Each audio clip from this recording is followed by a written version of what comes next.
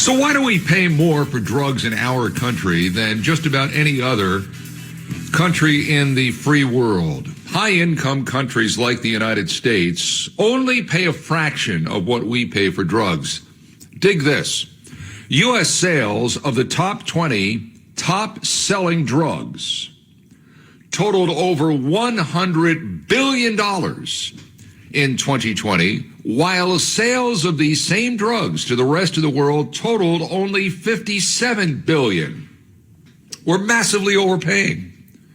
The U.S. is one of the only high-income countries not to negotiate the price of drugs. So some think granting Medicare the authority to push back against these pharmaceutical companies profiting would mean an end to us overpaying, decades of overpaying for medicines, and it would save us billions of dollars as a society a year.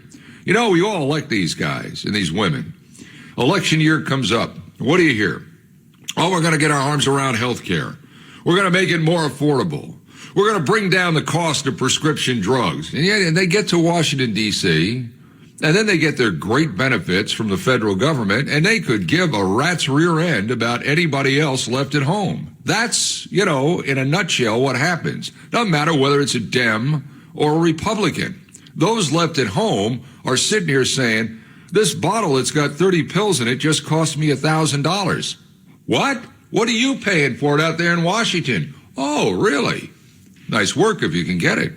Really, what's going on here? Because we're paying, if this new public citizen report is correct, we are paying as a society almost twice of what the rest of the world is paying for these 20 top-selling drugs. Standing by is somebody that knows all about the healthcare industry. In fact, it's his life. In fact, when it comes to healthcare, there is no greater authority than my next guest. We have Paul Siegert on a lot because he knows about this stuff. He's managing partner at PCS Advisers, a health benefits consulting firm, 35 partner offices around the country, and he's with us right now on 700 WLW. Paul, how are you on this glorious day? I'm great. How are you, Ken? I'm not, because I'm taking a lot of drugs. Not illegal drugs, but pharmaceuticals. And it's that time of the year when I've got to make a decision on my supplemental, health care. Everybody does, right, year to year. The plan that I'm under is literally going up $70 a month for my pharmaceuticals. And I'm looking at this and I'm saying, okay, if I don't have this, I know what the cost of these medications are, but it's going up to a point right now where I'm out there like I'm shopping around for spaghetti at different grocery stores. And I got to go find somebody that is going to give me a plan that I can afford, all because we don't seem to have an appetite in this country to push back and negotiate with Big Pharma. Why do other countries do it, and we're so reluctant to do it? Well, it'll get solved as soon as lobbying doesn't work. I mean, your intro was so spot on. It doesn't matter what party is in power. We don't see any real substantive change. We do occasionally see really good press events, and then when the rules get implemented, if they even get implemented, they're gutted in most cases. There was a lot of fanfare around most favored nations and how we were going to empower Medicare to not have to pay a price that was any greater than what these drug companies charged other countries. And somehow, in the change of administrations, without revealing my politics at all, it could have happened in any change of administrations, but all of that was put on hold. Executive orders stopped that in no time. And the lobbyists are the reason. We got a case today where it's so extreme. The report that you just cited is eye-popping, the fact that the 20 top-selling drugs, these companies made $101 billion in the U.S. selling those drugs last year, and the rest of the world combined, $57 billion. That seems pretty darn extreme. When you look at the whole market, and depending on what source you trust the most, 64 to 78% of the global profits for drug manufacturers are made here. 64%? In the United States. And even if we go with the low, yeah. Yep. And I'm looking at some of these fossils, that are in the Senate and in the House of Representatives. I'm looking at Mitch McConnell. I'm looking at Chuck Schumer. Now, I don't know what their medical statuses are, but my guess is they're on some sort of medication. Maybe heart, maybe kidney, maybe something. I'm really not interested. What I am interested in is how much are they paying for example, a tablet of Xarelto, which is a very expensive drug if you have any kind of heart condition and you have to take it. I wonder what they're paying for it in Washington, D.C. It would probably be just a fraction of what you and me and anybody else has to pay to take that tablet a day here in the real world, right? Absolutely, and yet their plan that they're covered by is still overpaying, and so it's not solving the problem. They might be okay on their copay. What we really got to solve is what are the health plans paying for these drugs? It's so inflated, and we've got the consumer in this position where the consumer is consuming in terms of copays and deductibles. We're good consumers in this country if we give the consumer the information to consume effectively. But we've got a case today where you can go to Costco and fill some common statin drug, and it'll be 6 cents a pill. You won't see it as a consumer because of the copay is going to be the same based on your plan. Or you could go to Walgreens or CVS or Rite Aid on the corner, and they'll fill it for $1 a pill and charge your plan $1. And our health plans tolerate this because the whole system is kind of wrapped up in this waste and profiting from the waste. Well, it's really incredible. You have Big Pharma that knows it can charge whatever the hell it wants to charge. I think this is what you're saying, because it knows the insurance company is going to get overbilled, and they'll pay whatever that is, and then what's left over is sent to you, the consumer. Meanwhile, each month we're paying these premiums to the insurance company, and it's not just a handful of people. It's it's virtually everybody. The whole country. Yeah, it's everybody. We're all paying for it. And I shudder to, I shudder to think what it would cost if you didn't have health care insurance. Now, my late wife passed away 8 or 9 years ago from breast cancer, and she was getting chemotherapy treatments often initially in the beginning of her treatment, and at one point it was outrageous. It was like $5,000, $5,300 for a chemotherapy treatment if you didn't have insurance. Thank God I had insurance. Well, it's not just the people that are homeless or don't have a good paying job. I mean, there are a lot of people out there that are on a threadbare insurance company, or with a threadbare plan with an insurance company, or they just simply can't afford to pay their own insurance. What happens to them? There's only, I'm sure there's some sort of goodwill that exists between doctors and clinics and hospitals, but it's not going to be. It just stands to reason. It can't be in terms of convenience and in terms of drug the same way it is if you do have insurance. What happens to those people? What do they do? Well, there are programs out there. Most of them don't even know they exist and don't apply for them, manufacturers assistance programs and so on, that can assist people in a tough position, and they are good programs, and I'm glad they exist. But most people don't have any idea they exist, so they're going to go down to the pharmacy, wherever their local pharmacy is, and they're going to try and get that drug.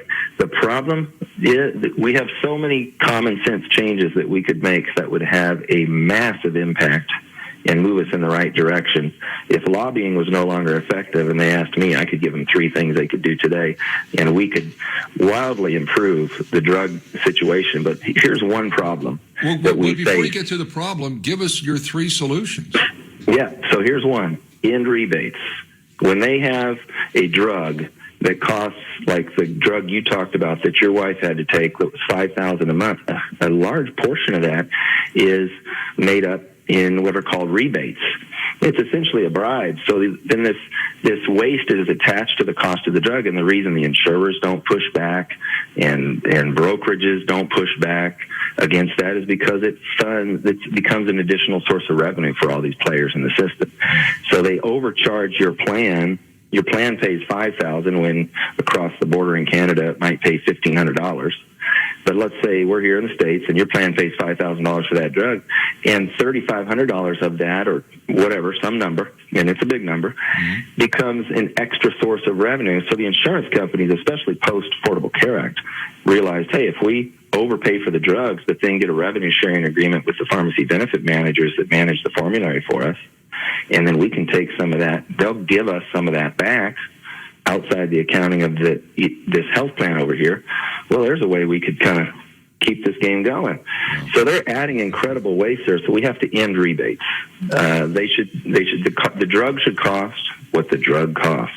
And we shouldn't add, if you look at insulin as a real extreme example, 60% of the cost of the most commonly prescribed insulin today is rebates. It's 60%. So you have these plans paying $550 a month when the real cost is $220. I mean, that's ridiculous. And it's just funding bonuses for brokers. It's just an extra source of income for insurers, et cetera. So that has to end. That's step one. Step two, we have to allow fair cash pricing in our system. The fact that we are in what's supposed to be the most successful free market economy in the world, and what I'm about to describe is happening, is mind-blowing to me every day when I wake up and think about it. If you're a pharmacy that takes insurance, which is pretty much all pharmacies, you are contractually prohibited from offering a cash price with a fair margin to consumers. The insurer gets to tell you, the other players get to tell you what your cash price is.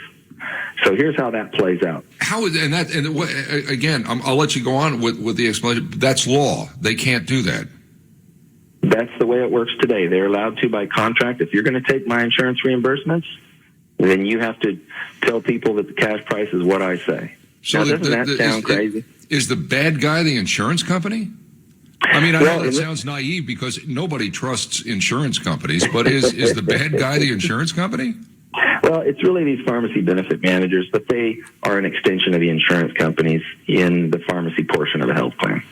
So, and there's been a lot of consolidation in our industry, and without going longer than you want me on your show and boring people, the reality is they either insource or outsource this function, insurance companies, to a pharmacy benefit manager, and then those pharmacy benefit managers, essentially an extension of the insurance company, get to tell that pharmacy, here's what your cash price is going to be. When someone asks, you can tell them it's this.